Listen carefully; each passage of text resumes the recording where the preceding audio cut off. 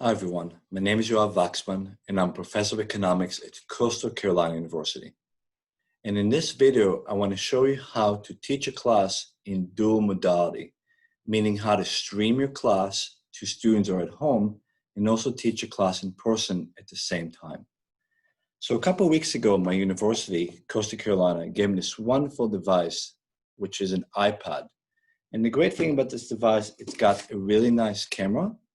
And it's also allowing me to write things on the pad directly using my stylus pen or my fingers. But this device also has a couple of limitations. And one of the limitations is that it doesn't have the same feature that I would have on a laptop when I open Zoom.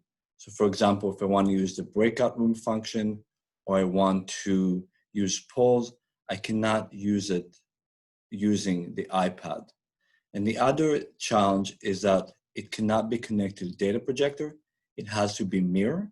And if the mirroring function doesn't work, which means I'm not able to project what's on the screen directly to the data projector, I will not be able to teach my class.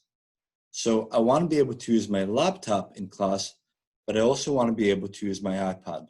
And I found what I think is a very good solution, and that's to use both devices by logging into your own meeting with the iPad. And the way to do it is before you leave for your class, when you're in your office, make sure that your iPad is fully charged, make sure your laptop is fully charged because you don't want to hook them to the power source in the classroom in order to save time and also for safety reason. I know they're fully charged and I'm going to take the meeting URL and I'm going to email it to myself. So now when I open my iPad, if I click on the email, I got an email from myself to join the meeting. And I'm going to click on that link. And what you're going to see is the option to open the meeting, which I'll click right over here. And when you click on that option,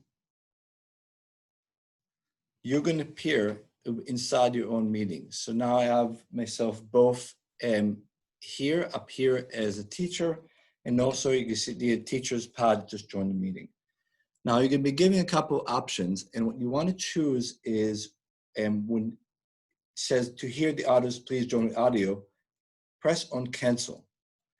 And the reason you want to press on cancel is otherwise you're going to hear your sound both from the pad and from the computer, and you get this very noisy sound feed effect.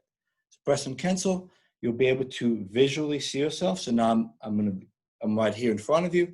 But once I turn the iPad video, you can see them in both directions and I can use both devices.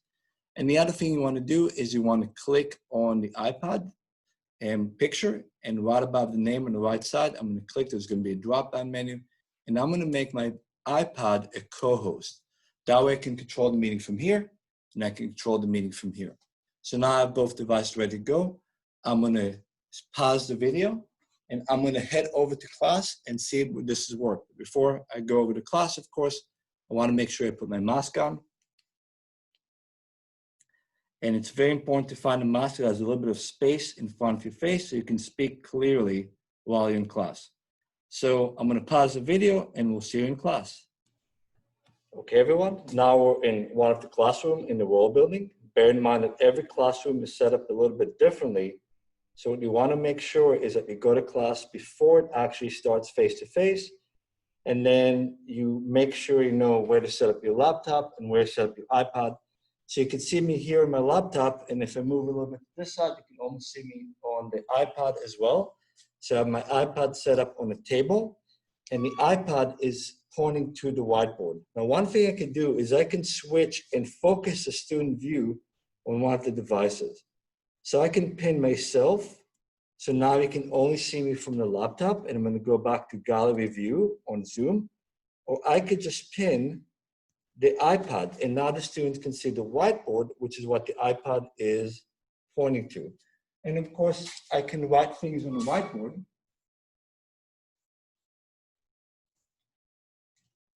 And the students at home can see what I'm writing, while the students in class can see it both directly on the whiteboard, and they can also see it projecting to the screen from the laptop, which is connected to the projector. So there are a couple ways you can do it. Just to show you, I'm going to pick up my iPad and I'm going to show you what the class setup looks like. So let me pin it down, and then I'm going to go with my iPad. And if I walk around the classroom, you can see that now everything is being projected using data projector. Right? So the students can see what's going on. And I have my iPad set up on this table over here. So if I remember what my spot is, and I put the iPad back, people at home can see what's going on the whiteboard behind me. Another way I can use the iPad is I can actually use the zoom function in the iPad. And what I do is I'm going to go on my iPad, I'm going to click on it, and I'm going to share my screen, and I'm going to choose the whiteboard. So now what you're seeing is the whiteboard for the iPad, and then I can use my fingers, and I can use,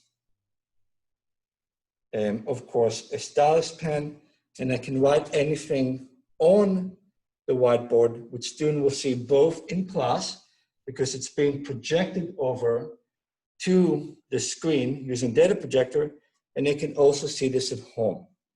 So by using both devices, I'm able to switch back and forth between them. And now I'm going to stop the sharing on my iPad.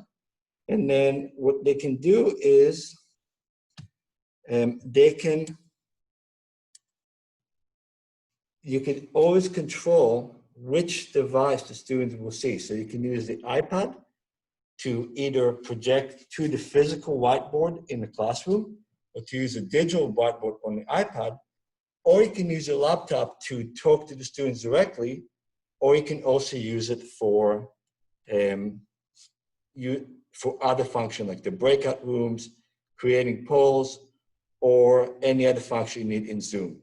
So by, first of all, logging in before the class started, sending an email to myself with the link to the meeting, logging with my iPad into the meeting, right? And making sure that I cancel the audio so there's no sound effect goes across the two devices. I'm able to use both devices in class, and I can focus the student attention by pinning either my laptop or my iPad. So that was our tutorial today on how to use both of your devices in class. I hope it was helpful. You're welcome to leave comments at the bottom if you have any questions.